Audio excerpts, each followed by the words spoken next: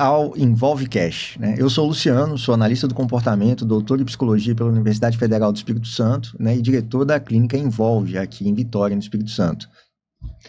Olá, eu sou a Ana, sou psicóloga, analista do comportamento, supervisora ABA, diretora da clínica Envolve também com o Luciano e sou sócia fundadora da Envolve. Estamos aí apresentando para vocês o nosso EnvolveCast, que é uma iniciativa justamente para a gente trazer informações a vocês sobre diferentes modalidades, diferentes perspectivas, pensando no espectro do autismo. Então, a nossa intenção é fazer daqui um ambiente inclusivo, onde a gente possa trazer várias pessoas de diferentes áreas, para que a gente possa discutir ao máximo sobre essa área que é tão importante para a gente no nosso dia a dia. E aí, para isso, hoje nós estamos trazendo o tema, né, da judicialização. O quanto tem ocorrido aí, né, situações de judicialização do autismo, o que a área jurídica pode nos auxiliar aí, auxiliar a todos vocês que estão acompanhando a gente nesse cenário de tratamentos, de direitos de pessoas com autismo, os seus familiares também. Então, estou aqui com o Guilherme, com a Esther. O Guilherme é o Guilherme Carletti, advogado, sócio fundador da Carletti Casagrande Advogados, escritório especializado no direito da saúde e dos autistas, pós-graduado em direito empresarial, professor universitário, articulista e coautor do livro Perspectivas Legais, Autismo e a Busca por Justiça. E temos aqui também a Esther, advogada, sócia da Carletti Casagrande Advogados, escritório especializado no direito de saúde dos autistas, pós-graduada em direito individual e processual do trabalho, pós-graduanda em prática em direito da saúde, articulista e também autora do livro Perspectivas Legais, Autismo e a Busca por Justiça. Sejam bem-vindos, né? Obrigada, viu, pela presença. Nós que agradecemos o convite e é sempre uma honra para nós podermos falar um pouco mais sobre os direitos das pessoas com autismo, direitos da saúde, direitos da educação e tudo que a gente possa, de uma forma que a gente possa contribuir para esse público. É isso aí. A gente ficou muito feliz quando vocês enviaram um convite aqui para a gente e vamos, né, somar no que for possível. Boa. Então vamos começar com uma pergunta já importante aí para as pessoas que vão ter interesse, né, nessa temática, né? Quais são os direitos fundamentais, né, das pessoas com autismo no Brasil hoje? O que está regulamentado? Como é que isso transita? Bom, para falar de direitos fundamentais, primeiro a gente tem que falar dos direitos fundamentais que são para todas as pessoas. O direito à saúde, à educação, à moradia, a lazer, a diversos direitos que estão previstos na nossa Constituição e que se aplicam a todas as pessoas, isso também para as pessoas com transtorno de espectro autista. E aí depois nós temos uma vasta gama de direitos também que são específicos para esse público, porque a gente tem sempre que pensar, a nossa Constituição ela prevê que somos todos iguais e que para isso, mas que para atingirmos essa igualdade ela tem que trazer mecanismos para tentar equalizar isso melhor, para sobrepesar um pouco mais. Então, são as formas que vão possibilitar que essa pessoa que tenha suas particularidades tenha o máximo possível de igualdade de oportunidades. Então, nós temos a Lei Berenice Piana, que é a principal lei que fala sobre os direitos da pessoa com transtorno de espectro autista, que ela vai trazer desde o diagnóstico, a intervenção precoce, o acompanhamento especializado, o acompanhamento multiprofissional. O acesso à educação, acesso a oportunidades e também a equiparação à pessoa com deficiência. Embora o autismo não seja uma deficiência, para os fins legais, toda a proteção que é dada pelo ordenamento jurídico às pessoas com deficiência é estendida por equiparação às pessoas com TEA, especialmente por conta da disposição expressa na Lei Berenice-Piana. Exatamente. A gente vê que foi uma conquista extremamente importante, né, para as famílias e para as pessoas no espectro. Sim, é uma lei até recente, a lei é de 2012, então, assim, comparada a outras leis, ela está realmente super nova e ela ainda tem seus desafios de implementação. A gente ainda vê alguns pontos que não conseguiram ser implementados da forma adequada e é para isso que a gente luta, para que realmente esses direitos sejam respeitados. Dá um exemplo de alguma coisa que não foi implementada, assim, que estava prevista. A gente ainda vê muita barreira, assim, é dito como se estivesse implementado, mas que a gente ainda vê muita barreira no próprio acesso à saúde. A gente ainda vê que é uma grande dificuldade, porque são tratamentos que não são simples, não é qualquer profissional que está capacitado a aplicar. e são tratamentos caros e que a gente vê que o SUS não consegue também suprir. Então, a gente vê que na lei fala que todos têm direito, mas nem todos realmente conseguem o acesso a esse tratamento que é tão importante. A adaptação escolar da mesma forma. Quando a gente fala da necessidade da elaboração do PEI, vai falar isso numa escola pública. Não porque os profissionais da escola pública negligenciam, às vezes é porque eles não têm infraestrutura, não têm pessoas suficientes para oferecer, né, esse suporte individualizado, e o próprio interesse público não existe. Então, você não tem verba, não tem suporte, não tem a atenção que aquela população ali precisa. A gente tem algumas demandas, principalmente em cidades de interior, que estão tendo que judicializar para ter o professor dentro de sala de aula para o acompanhamento individualizado ali daqueles alunos que têm, né, estão no nível 3 de suporte, que precisam daquela atenção do som não verbais. Então, se não tivesse profissional, não vai ter. Ontem, esses dias atrás, a gente atendeu crianças numa idade mais avançada, não alfabetizadas, que a escola quer empurrar. Sim. E não adaptar o currículo para a necessidade daquela criança. Sim. Mas, em tese, a criança está na escola, então ela está tendo direito à educação? Ela está incluída? Não está, porque a inclusão não é você simplesmente disponibilizar uma vaga.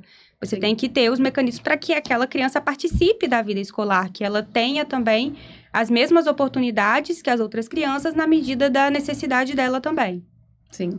E a gente vê que na legislação está ali, né, para garantir mesmo essa equidade, né, de oportunidades, né, de ajustes, adaptações que podem ser feitas em determinados ambientes, mas assim, a implementação, né, total do que está prescrito, acho que é o nosso maior desafio, né, isso tanto na área da saúde quanto na área da educação, espaços públicos também, né, quando a gente vai ver um pouco sobre acessibilidade, enfim, uma série de coisas.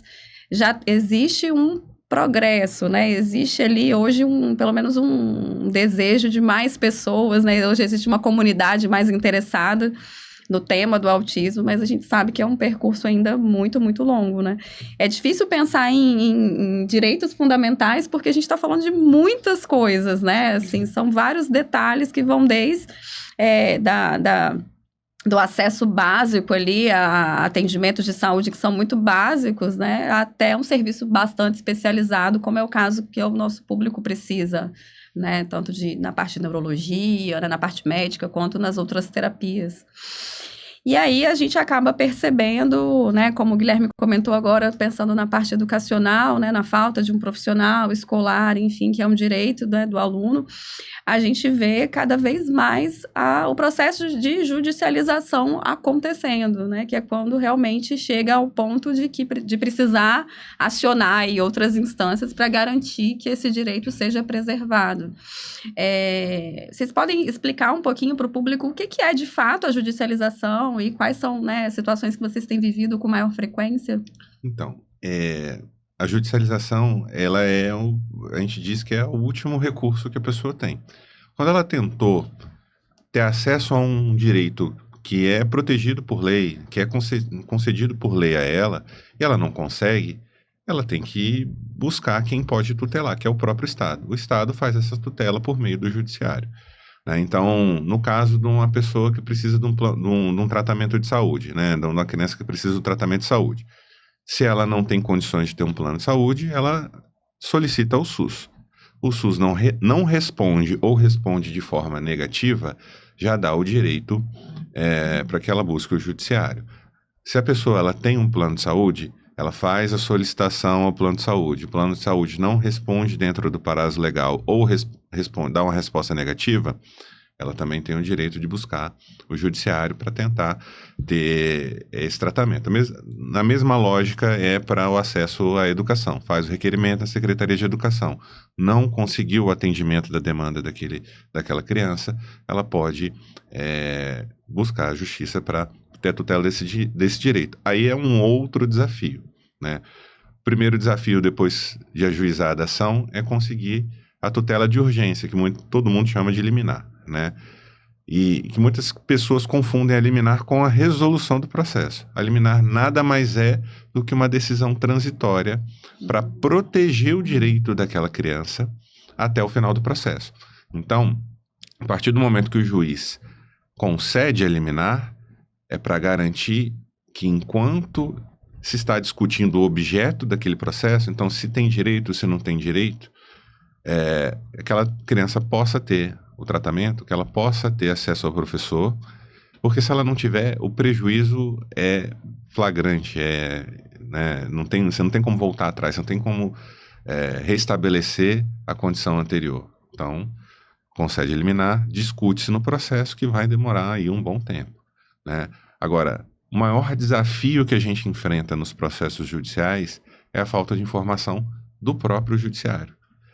Sim. O que a gente percebe se aquele magistrado que está conduzindo a demanda, se ele tiver alguém próximo da família que esteja dentro do espectro autista, ele vai ter uma familiaridade maior e ele vai conseguir decidir com mais elementos.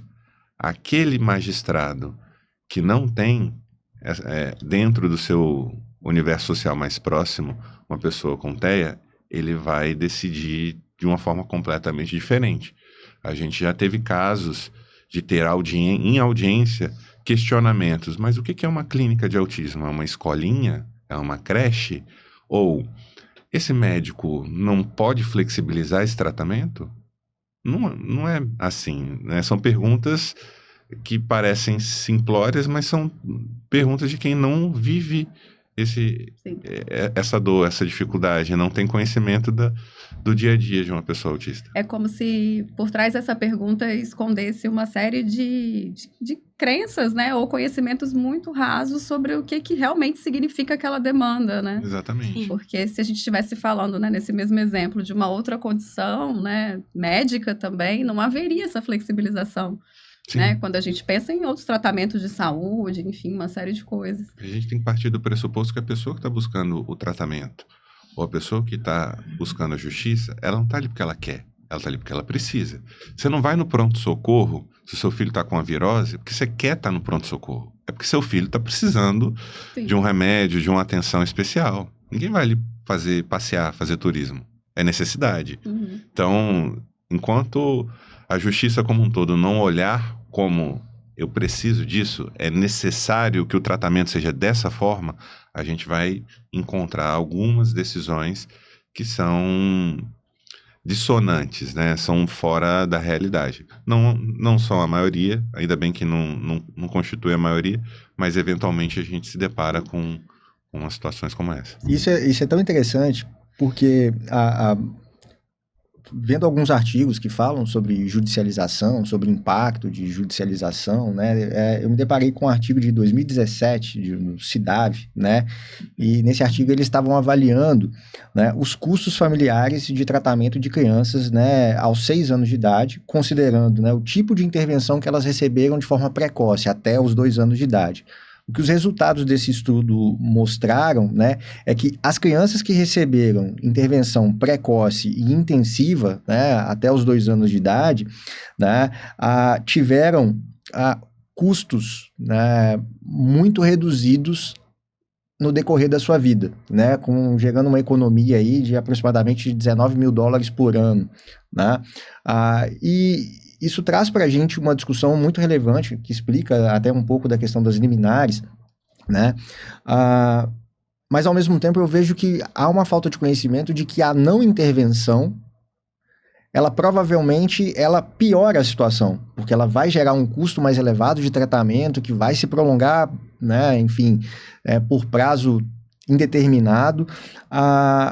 Como é que, né, hoje nas discussões, né, nas causas que, né, vocês vão conduzir, como é que isso é discutido, como é que isso é visto, né? Os planos, eles têm essa noção de que a negligenciar agora vai ser um custo maior no futuro?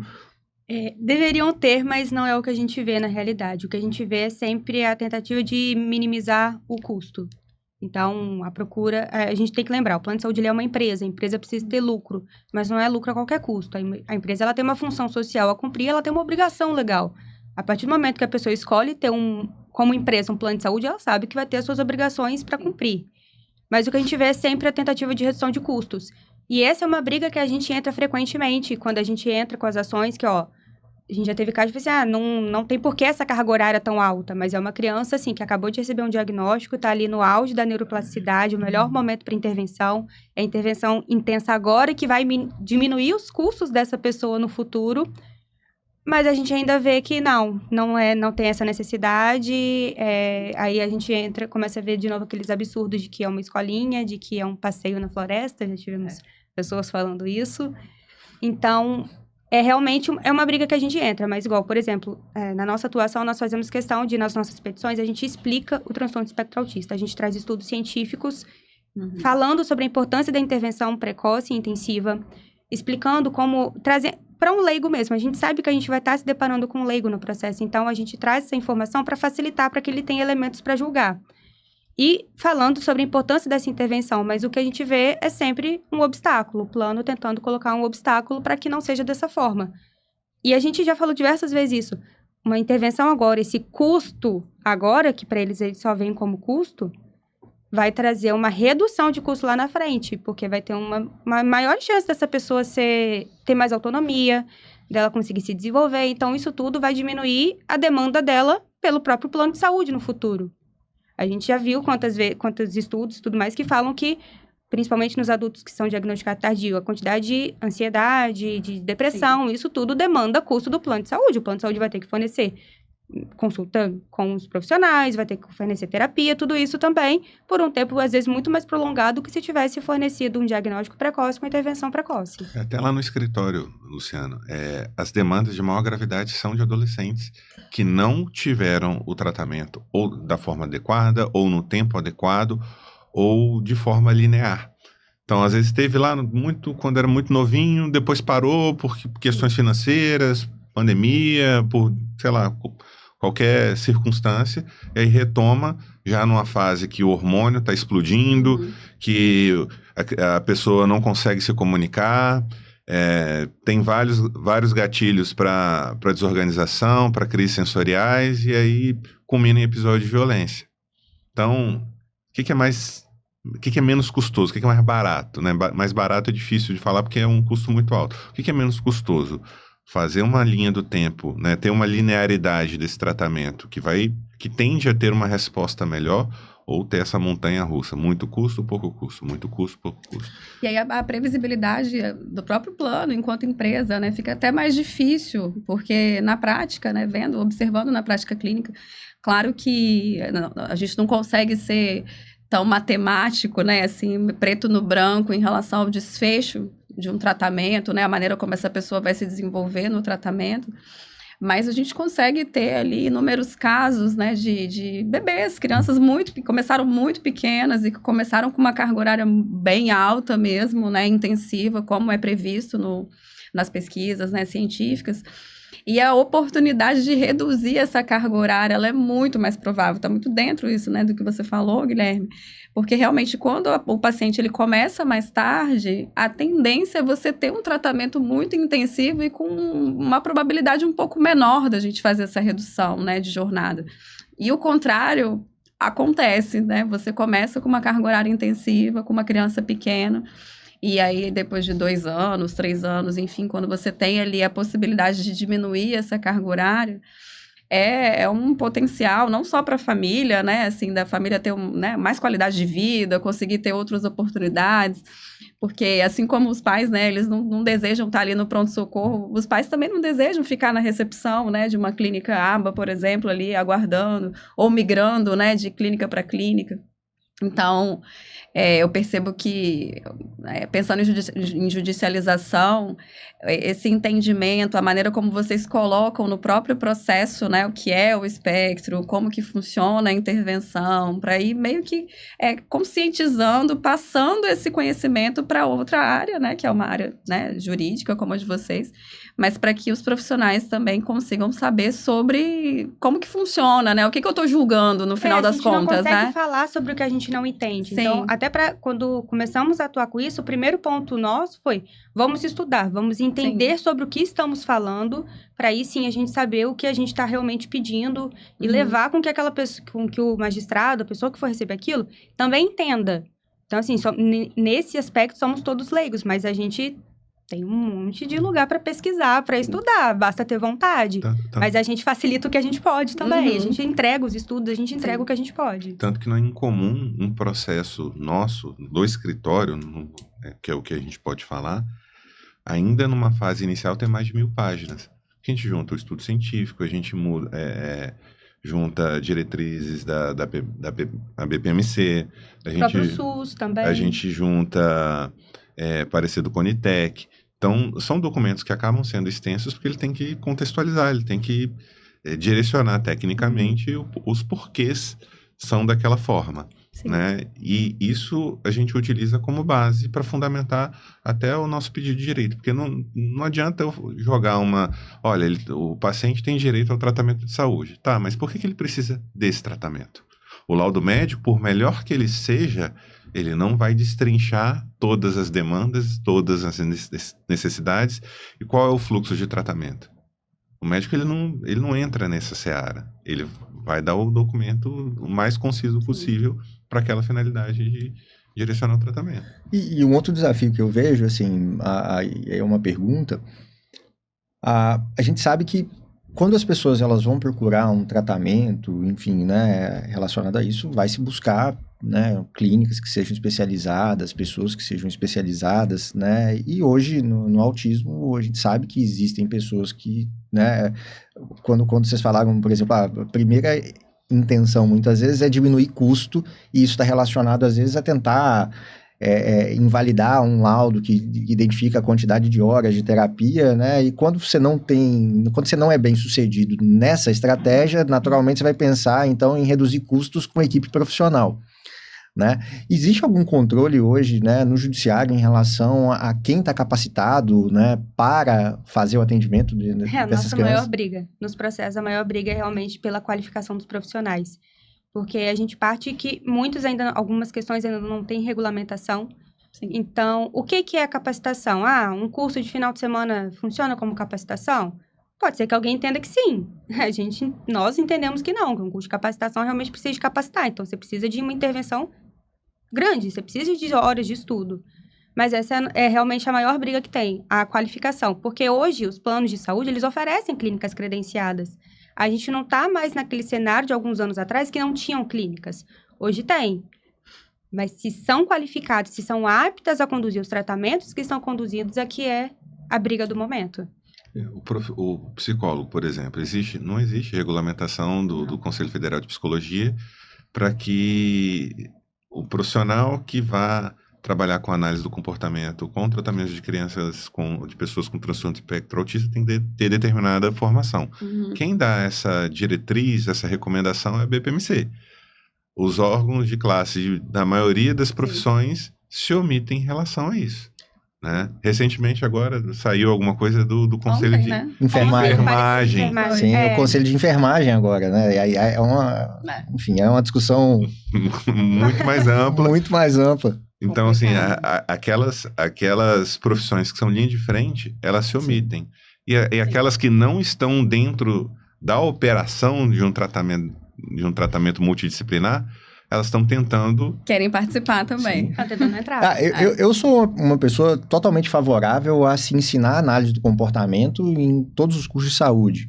Né? A única coisa que me incomoda nessa história toda, né, quando a gente fala, por exemplo, do Conselho Federal de Enfermagem, enfim, é que provavelmente numa grade curricular de graduação eles devem ter 0 horas nessa temática. Eles enfim... Na verdade, a gente não tem uma uniformidade nos currículos nem dentro da própria psicologia. Exatamente. Né? Em termos de Brasil, universidades, enfim, faculdades. Então, assim, é muito complicado, mas eu acho que começa justamente pela defesa, né, ali, pelo posicionamento de cada conselho, né, não só pensando na psicologia, mas também, né, a terapia ocupacional, que é uma outra intervenção que é super importante, né, para o nosso público, fonoaudiologia, enfim. Então, essa discussão sobre, né, quem é o profissional, quem está apto ou não está, é uma discussão antiga, até antes mesmo, né, da gente falar sobre análise do comportamento, já existia isso, inclusive, em outras abordagens da psicologia. E eu acho que é aí que está o local mesmo, né? Aí que está o ponto de discussão. Principalmente para que, né, quem está lá na Envolve sabe que eu falo isso com muita frequência. Então, assim, nós, enquanto psicólogos, precisamos estar mais próximos do conselho, né? Porque não significa que a gente vai conseguir mudar tudo. Mas quanto mais distantes, mais desconhecimento também acontece sobre a nossa profissão, porque nenhum profissional, seja ele qual for, ele vai dominar todas as abordagens e técnicas. Isso de nenhuma área, não tem. Nenhuma área, ninguém exato. tem a capacidade de conhecer Isso. de tudo. E é por isso que é importante ir procurar os especialistas de cada segmento. Sim. Porque a pessoa está dedicando a vida dela àquilo, a estudar aquilo.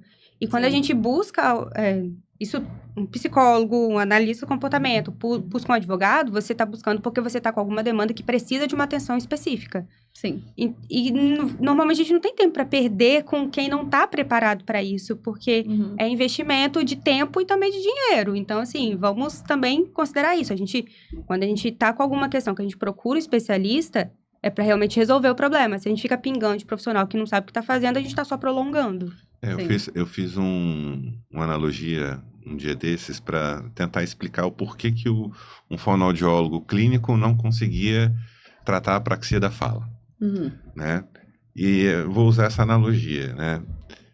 Pessoa que tem um problema cardíaco, em tese, pode ser atendida por um clínico geral.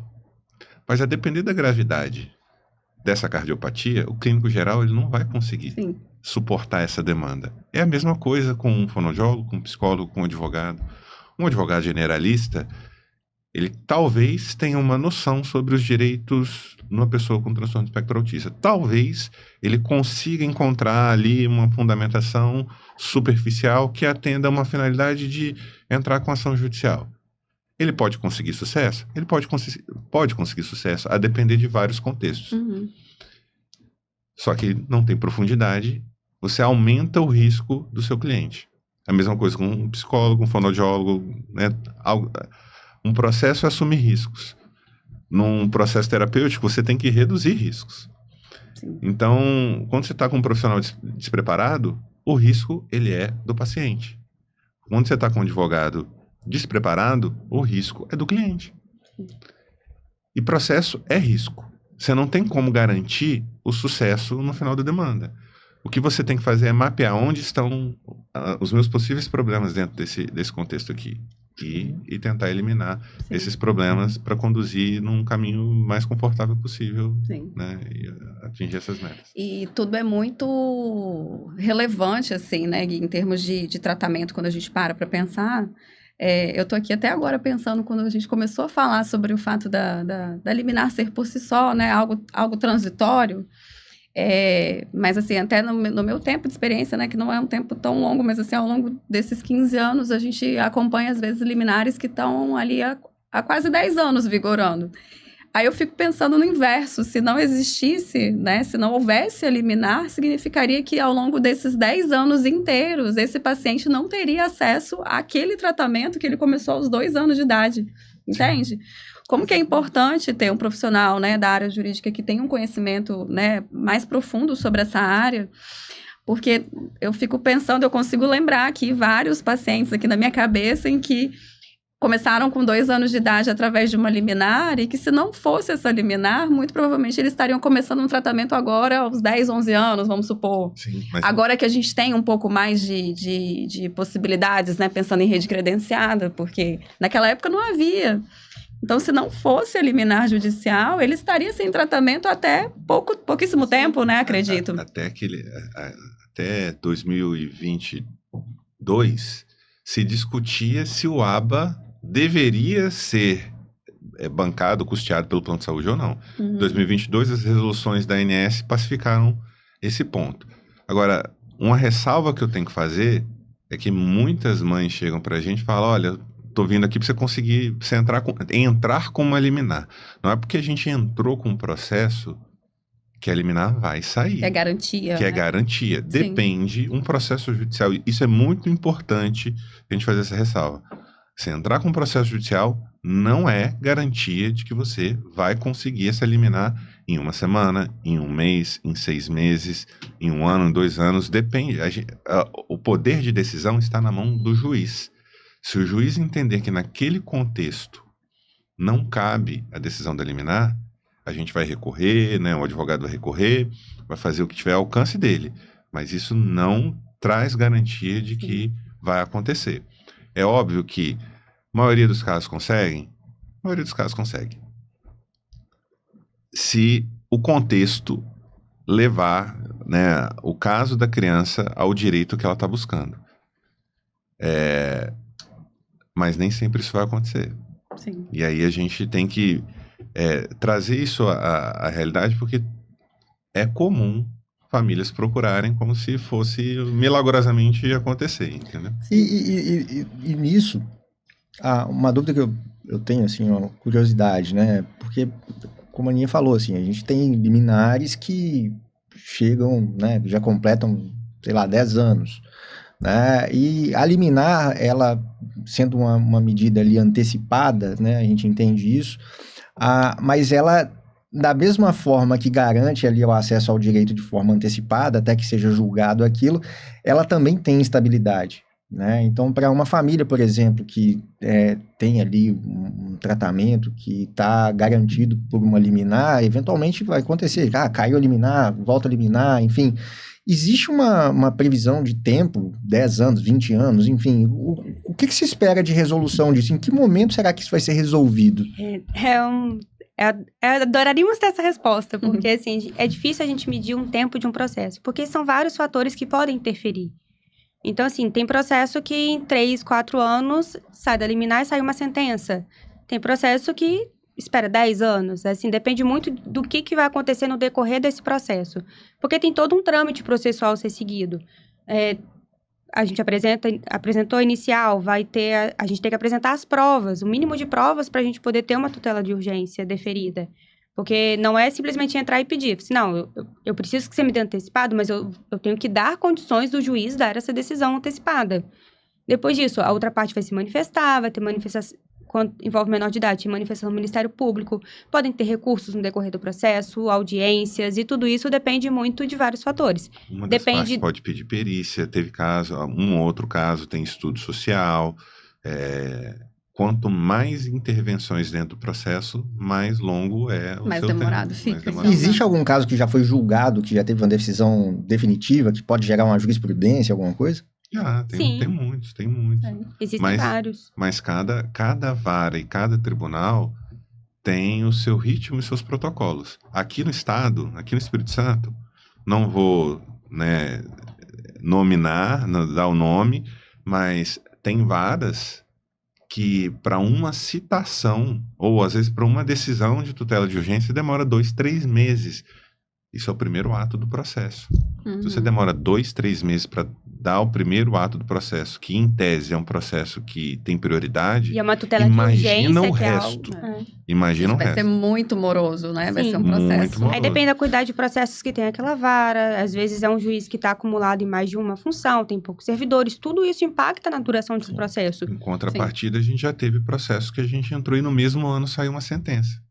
E processo de autismo, não estou falando de processo de outras naturezas que não tem uma complexidade tão grande. Processo de autismo. Existem casos que conseguimos eliminar, a criança começou o tratamento, não teve nenhuma intercorrência no meio, seguiu o tratamento tranquilamente, não teve alteração.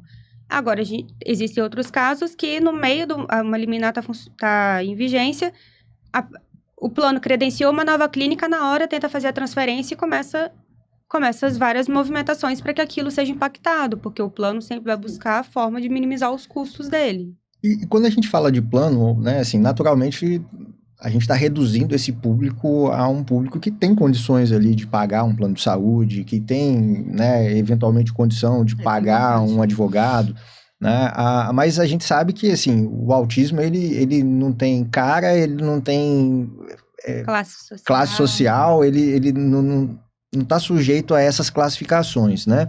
O diagnóstico só aumenta. Exato, né? Então você tem uma proporção aí de casos que vai aumentando, né? As estatísticas, elas comprovam isso pra gente.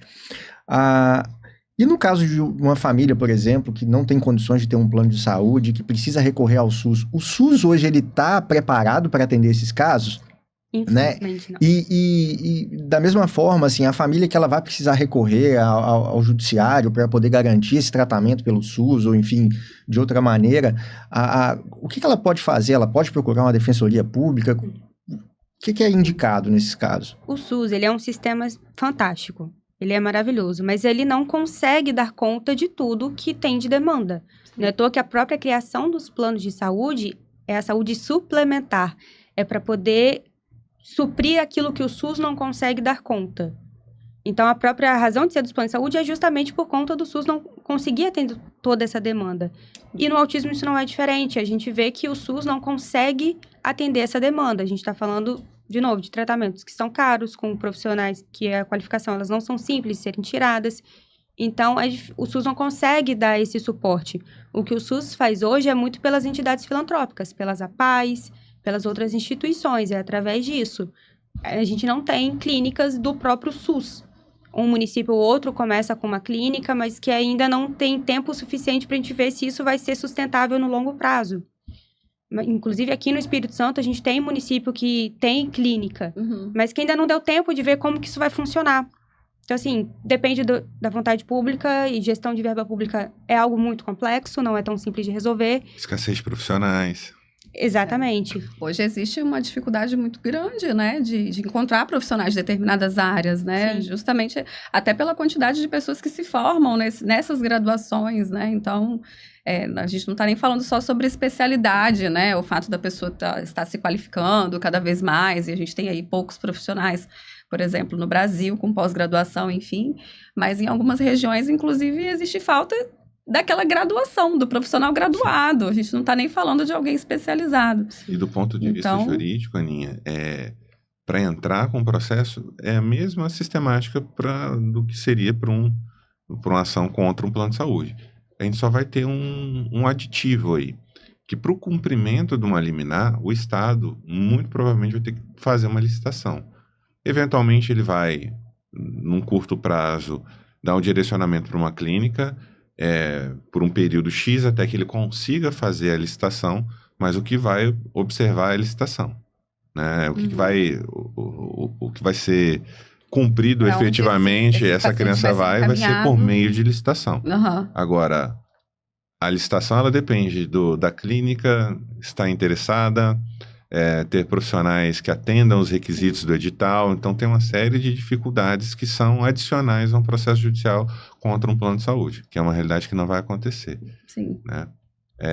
E quanto à dificuldade de acesso à justiça, a pessoa que não tem condições de pagar um advogado, ela pode procurar a Defensoria Pública, desde que ela atenda os requisitos da Defensoria Pública, que, se eu não me engano, é ter renda familiar de até 2 salários.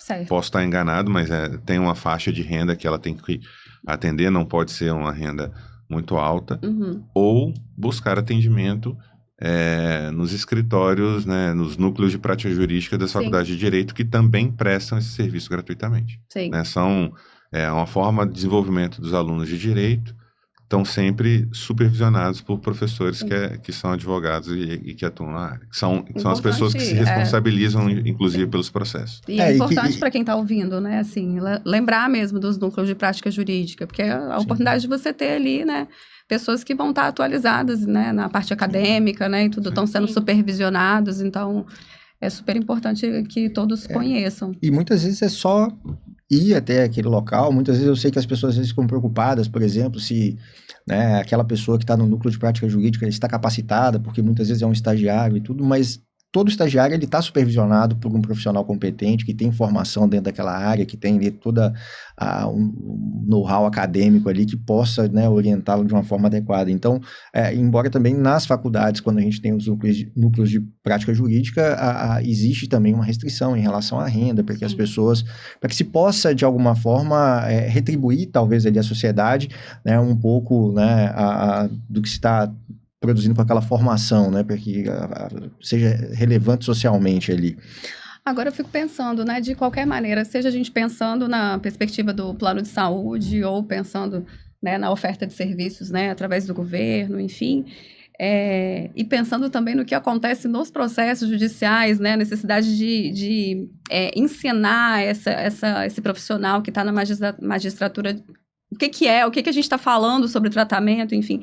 No final das contas, o que mais precisa acontecer é ampliar a comunicação e disseminação de conhecimento científico. Acho que é isso que eu estou entendendo, né, dentro dessa nossa discussão, porque são várias camadas da sociedade que precisam conhecer um pouco mais sobre o que é essa solicitação de terapia, qual que é a relevância desse tratamento, qual que é a diferença desse para esse, né, enfim, para quem está, né, como vocês, na área jurídica mais específica, né, dentro da área de saúde, voltado para esse público, é um conhecimento já muito, né, comum, você já tem esse aprofundamento, mas isso não é óbvio nem para o colega advogado do lado, que dirá, né, a um juiz, ou que dirá a um determinado plano de saúde. Então, acho que a gente volta sempre na necessidade de ter, claro, espaços como esse, em que a gente está disseminando conhecimento, e outros espaços, para justamente as pessoas conhecerem um pouco mais do que está sendo falado. Sim. É tudo muito obscuro, né? Quando as pessoas que não estão na área tentam responder a esses questionamentos, porque psicologia é psicologia. Psicologia se diferencia de inúmeras maneiras. A terapia ocupacional também de várias, né? A fonoaudiologia, enfim. Então, no final das contas, eu acredito que, assim, o que nós profissionais, né, aqui, sendo de diferentes áreas, podemos fazer é disseminar o máximo de conhecimento científico sobre o assunto para que alcance também, né, outros profissionais que também vão ter uma participação nesses processos. A informação ela traz poder, porque através da informação Sim. você sabe quais são os seus direitos, quais são os seus deveres, você sabe o que você vai basear a sua própria vida. Então, é importante a gente democratizar essa informação e realmente explicar para as pessoas. A gente já teve casos de despachar com juízes, de ter a conversa com o juiz, e de ficar mais tempo explicando sobre o autismo, porque, inclusive, o próprio juiz estava interessado, pediu para... me explica um pouco melhor sobre isso, porque realmente eu não conheço, então... Sim. E a gente não tem que ter orgulho, a gente tem que dizer, eu não sei, eu vou estudar. Eu falo por mim, quando eu comecei, eu não sabia sobre. Eu fui estudar, eu fui aprender. Eu falei, eu não tenho como ajudar se eu entender o que eu tô falando. Então, é tudo muito precioso, né? Exatamente. Assim, e a gente está lidando com alguém, bem né? muito... É um direito muito sensível, o direito da saúde. A gente está falando do desenvolvimento de uma criança. Sim. Quando a gente está lidando com as crianças, o que for bem feito aqui vai ditar a vida toda daquela família, daquela criança. Vai impactar ela pro resto da vida. Exatamente. E sobre essa questão da informação, eu costumo dizer lá no escritório para a nossa equipe que a gente não pode perder uma oportunidade sequer de disseminar informação. Então, eu vou dar aqui alguns exemplos. No nosso site, tem e-book gratuito, que a gente produziu porque a gente faz, já tem 2 anos, um evento na cidade da Ester, que é em Castelo, que até deixar um convite público aqui para vocês participarem esse ano, que a gente provavelmente vai fazer de novo, sempre em abril, que é um evento gratuito para disseminação de informação para aquela comunidade. Né? A gente fez um primeiro ano, que fomos só nós 2. No ano passado, a gente trouxe já profissionais da região. E esse ano a gente quer trazer mais gente ainda. Talvez fazer mais de um dia. Porque a gente viu que há interesse, há demanda, há necessidade. Tem gente que participou dos 2 eventos, contou suas dores, aprendeu, contribuiu.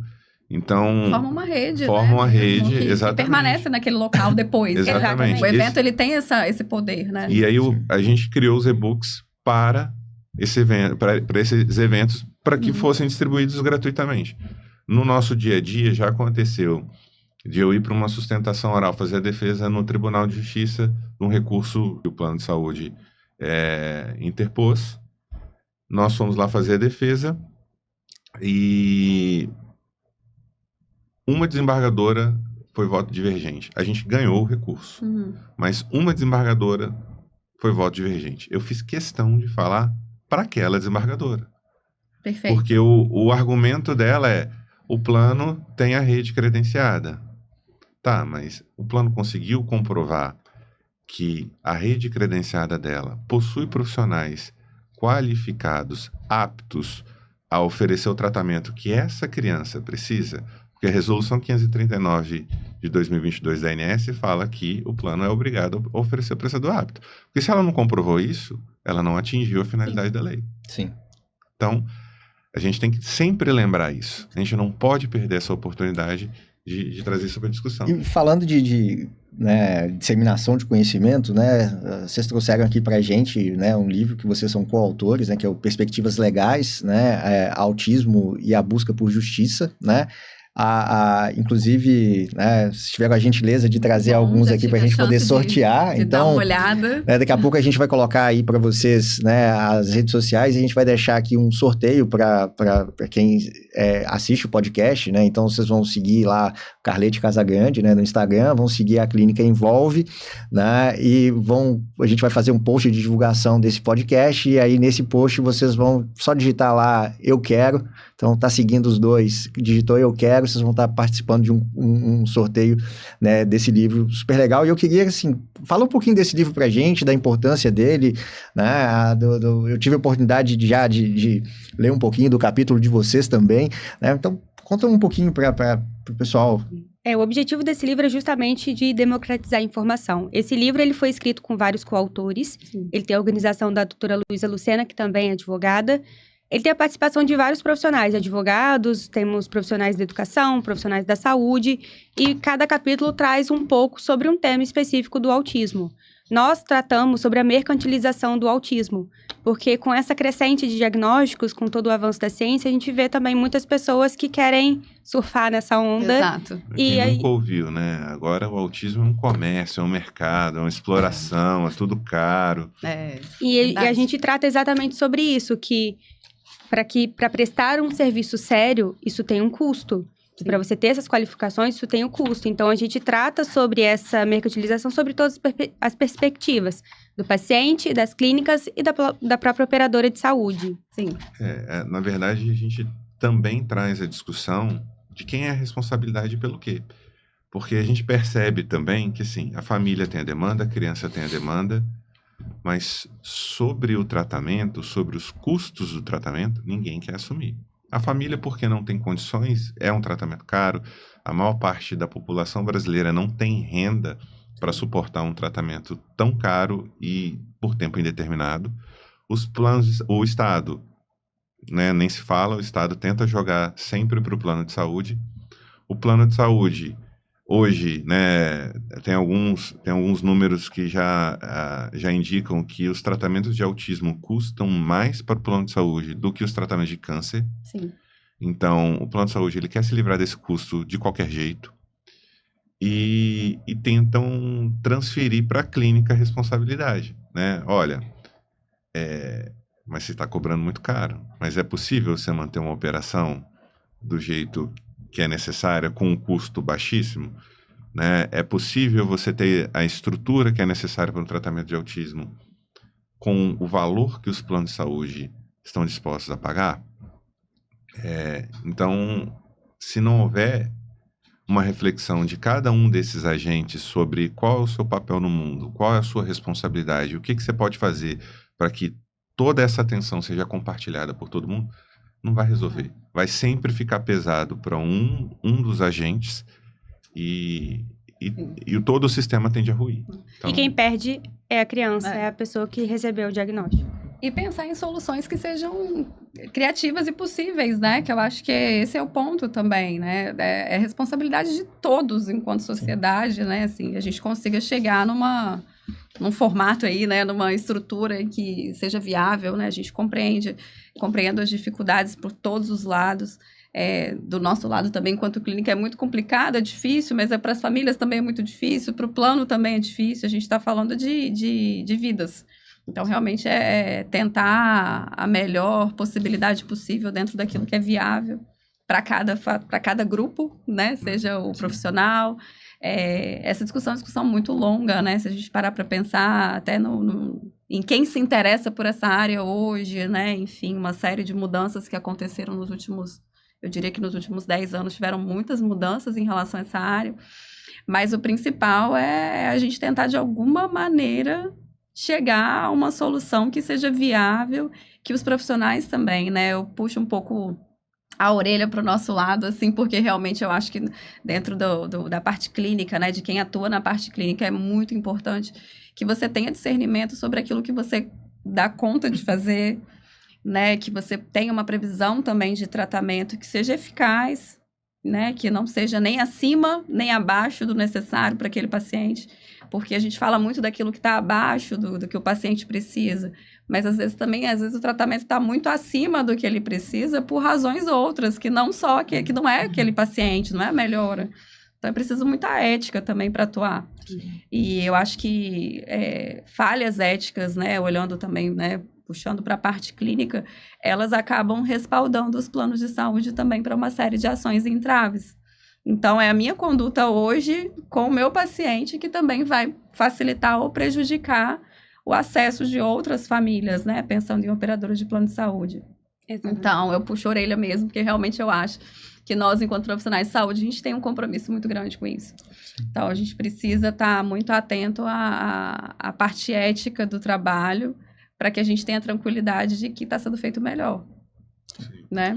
Mas muito legal o livro, eu já tinha tido a oportunidade ano passado, né? Li boa parte, assim, dá para ver que foi uma junção de profissionais, assim, essenciais, até porque fala um pouquinho de escola, né? Fala um pouquinho, Sim. tem a questão dos planos de saúde, tem alguns auxílios, né? Sobre BPC e tudo mais, enfim.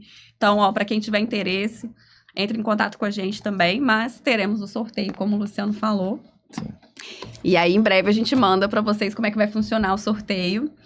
E agradecer, né, a presença de vocês aqui. Trouxe uma lembrancinha aqui pra Uma vocês. lembrancinha do EnvolveCast.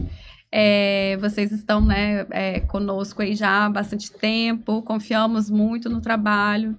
E, assim, é muito legal ver pessoas da área jurídica, né, sabendo artigos científicos sobre análise do comportamento, sabem como que funciona uma intervenção precoce. Então, assim, é muito legal quando a gente vê profissionais que realmente se aprofundam na área e se apaixonam também pela causa. Eu acho que é difícil não se apaixonar, porque, né, eu sou suspeita para falar, mas eu consigo ver essa paixão, esse envolvimento de vocês também no trabalho. Realmente virou um propósito de vida, não é só o nosso trabalho, é a nossa forma Sim. de fazer a diferença e ser instrumento de transformação social.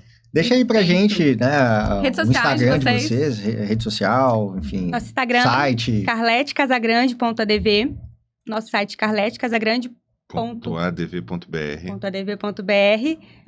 Nas nossas redes a gente está sempre postando também um pouco mais sobre os direitos, a gente interage, a gente tenta tirar as dúvidas das pessoas e é um canal também para a gente poder tentar ajudar, entender as demandas e ver como que nós podemos auxiliar as pessoas. Muito bom. Perfeito. Muito obrigada, gente. Nós Nós que agradecemos agradecemos. o convite. Bom, a gente vai ficando por aqui então, né? Até o próximo EnvolveCast. Né? Então, até a próxima. Até a próxima, gente. Tchau, tchau.